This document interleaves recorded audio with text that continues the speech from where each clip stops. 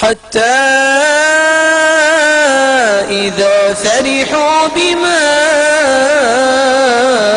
أوتوا أخذناهم بغتة فإذا هم مبلسون فقطع دابر القوم الذين ظلموا والحمد لله رب العالمين. یہ اللہ کا طریقہ ہے، جب انسان برائی میں آگے نکل جاتا ہے اللہ کی ڈھیل کو ڈھیل نہیں سمجھتا بلکہ اس پہ بھی اتراتا ہے کہ اللہ تو راضی ہے، میں نماز بھی نہیں پڑھتا پھر بھی فراوانی ہے، پھر بھی خوشیاں ہیں، پھر بھی مسرتیں ہیں. پھر خالق و مالک اس انداز سے اس کو عبرت بناتے ہیں دنیا کے لیے، اس کی جڑ کو کاٹ کے رکھ دیتے ہیں. فرعون جس نے اپنے آپ کو انا ربکم الاعلی کہہ دیا تھا اور کہتا تھا وَهَذِهِ الْأَنْهَارُ تَجْرِي مِن تَحْتِي، یہ نہریں میرے گھر کے نیچے سے نکلتی ہے. خالق و مالک نے سمندر کے پانی کو حکم دیا. کیا ہوا؟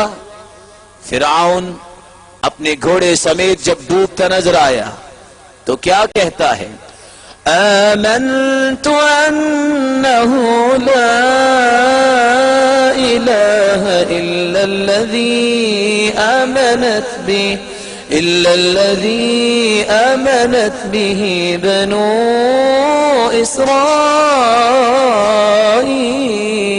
اسرائیل. اللہ میں بھی ایمان لاتا ہوں جس پہ بنی اسرائیل ایمان لائے. لیکن جواب کیا ملا؟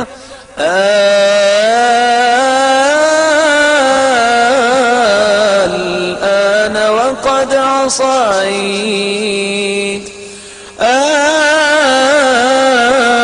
الآن وقد عصيت قبل.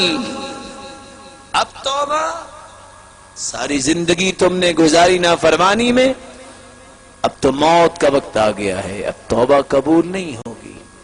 میرے معزز اور محترم بھائیوں، کسی کی نعمتوں کو دے کے دھوکے میں نہیں پڑنا، وگرنہ توبہ قائم نہیں رہے گی. دھوکے میں پڑ گئے دوبارہ گناہ میں ملوث ہو جاؤ گے. چوتھی بات، القنوت من رحمت اللہ، اللہ کی رحمت سے مایوس بھی نہیں ہونا، کیونکہ قرآن کہتا ہے وَمَن يَقْنَطُ مِن رَحْمَةِ رَبِّهِ إِلَّا الضَّالُّونَ.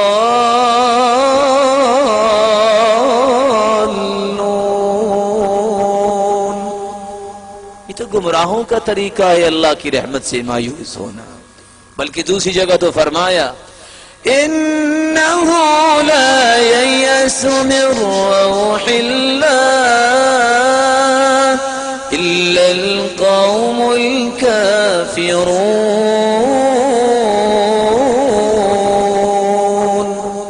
مایوس تو اللہ کی رحمت سے کافر ہوتا ہے، مومن مایوس نہیں ہوتا. انسان جب توبہ کر لے اور ان امور کو اختیار کر لے تو دنیا اور آخرت میں اس کو ملتا کیا ہے؟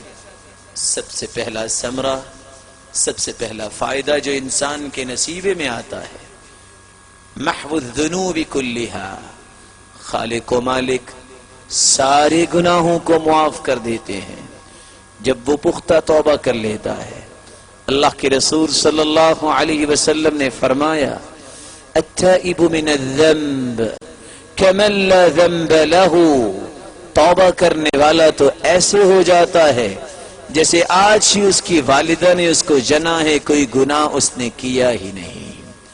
اور دوسرا فائدہ، جب انسان گناہ کے بعد توبہ کر لیتا ہے تو خالق و مالک نے ایک ہی جگہ پر 6 انعامات کا تذکرہ کیا ہے.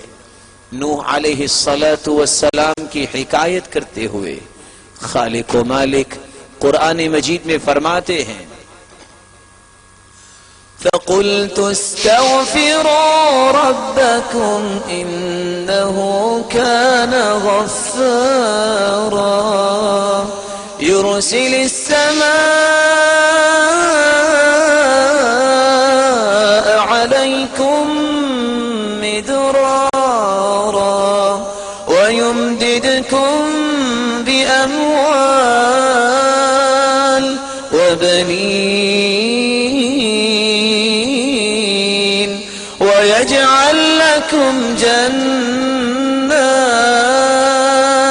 وَيَجْعَلْ لَكُمْ أَنْهَارًا مَا لَكُمْ لَا تَرْجُونَ لِلَّهِ وَقَارًا۔ توبہ کر لو، خالق و مالک ساری زندگی کے گناہوں کو معاف کر دیں گے۔ فَقُلْتُ اسْتَغْفِرُوا رَبَّكُمْ إِنَّهُ كَانَ غَفَّارًا يُرْسِلِ السَّمَاءَ عَلَيْكُمْ مِدْرَارًا۔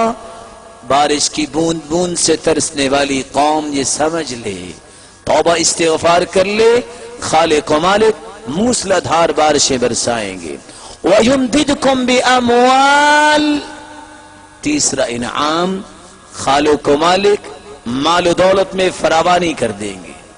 اللہ کے رسول صلی اللہ علیہ وسلم نے فرمایا من لزم الاستغفار جعل اللہ له من كل هم فرجا ومن كل ضيق مخرجا ورزقه من حيث لا يحتسب۔ جو کثرت سے استغفار اور توبہ کرتا ہے، خالق و مالک اس کی مصیبت کو خوشیاں بنا دیتا ہے، اس کی تنگیوں کو آسانیوں میں بدل دیتا ہے، اور ایسے غیبی خزانوں سے اس کو مال و دولت میں فراوانی دیتا ہے جہاں سے انسان کو گمان بھی نہیں ہوتا۔ نبی کریم صلی اللہ علیہ وسلم کا فرمان سچا ہے۔ العلاج والاستغفار، یہ کتاب لکھنے والا ایک واقعہ نقل کرتا ہے امام احمد بن حنبل رحمت اللہ علیہ کی بابت، کہ امام احمد بن حنبل رحمت اللہ علیہ رات کی تاریکی میں گھر سے نکلے، مسجد تک پہنچے، مسجد والے سے کہا کہ میں کچھ دیر آرام کرنا چاہتا ہوں، لیٹ ہو گیا ہوں، اجازت مرحمت فرمائیے۔ لیکن حارث نگران نے کہا نہیں، ہم آپ کو لیٹنے نہیں دیں گے۔ خیر امام احمد بن حنبل رحمت اللہ علیہ فرمانے لگے چلو یہاں مجھے آرام کرنے دو، میں صبح چلا جاؤں گا، کچھ وقت باقی ہے۔ ابھی یہ گفتگو جاری تھی کہ ایک ہوٹل والا، روٹی بنانے والا وہاں سے گزر رہا ہے، کہنے لگا اس مہمان کو میرا مہمان بنا دو۔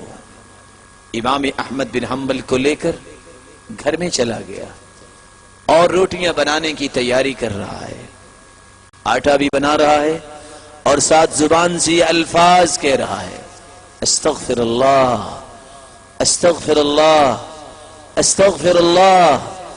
آج مسلمان بیٹی کھانا پکاتے وقت بھی موسیقی لگا کے کھانا پکاتی ہے۔ یہ بیٹی جو ڈائجسٹ اور غلط ناول پڑھنے والی اور موسیقی لگا کے کھانا پکانے والی، اس کے کھانے میں کیا برکت آئے گی؟ بیٹی ہو تو امام احمد بن حنبل جیسی کہ کھانا پکانا شروع کرتی ہیں، قرآن کی تلاوت بھی شروع ہے، کھانا مکمل ہوتا ہے، 5 پاروں کی منزل بھی مکمل ہو جایا کرتی ہے۔ امام احمد بن حنبل یہ دیکھ رہے ہیں، سوال کرتے ہیں جناب میں یہ پوچھ سکتا ہوں آپ آٹا گوندھ رہے ہو اور ساتھ استغفار کر رہے ہو، آپ کو استغفار نے کچھ فائدہ بھی دیا؟ پتا تو تھا کہ بہت فوائد ہے۔ کہا مہمان گرامی کیا بتلاؤں، بہت فقیر الحال تھا، جب سے استغفار کیا ہے، توبہ کی ہے، اس دن سے اللہ نے مال و دولت میں فراوانی دے دی ہے۔ اور بھی بتاؤں، جب سے توبہ کی ہے، استغفار کر رہا ہوں، زبان سے جو کچھ نکلا ہے خالق و مالک نے قبول کر لیا ہے، ہر دعا کو سن لیا ہے، لیکن ایک خواہش چند دنوں سے میں کر رہا ہوں جو پوری نہیں ہوئی۔ امام احمد بن حنبل رحمت اللہ علیہ پوچھتے ہیں بھائی وہ کون سی خواہش پوری نہیں ہوئی؟ کہا 5-6 دن سے یہ خواہش دل میں پیدا ہوئی ہے، اے اللہ تو نے میری ہر دعا کو قبول کر لیا، یہ نیک دل انسان امام احمد بن حنبل سے میری ملاقات ہی کروا دیجئے۔ کہا وہ تو میں ہی ہوں، وَقَدْ جُرِرْتُ إِلَيْكَ جَرًّا، میں گھر سے جب نکلا تو مجھے محسوس ہو رہا تھا کہ کوئی تیرے لیے ہی مجھے گھر سے کھینچ کر لا رہا تھا.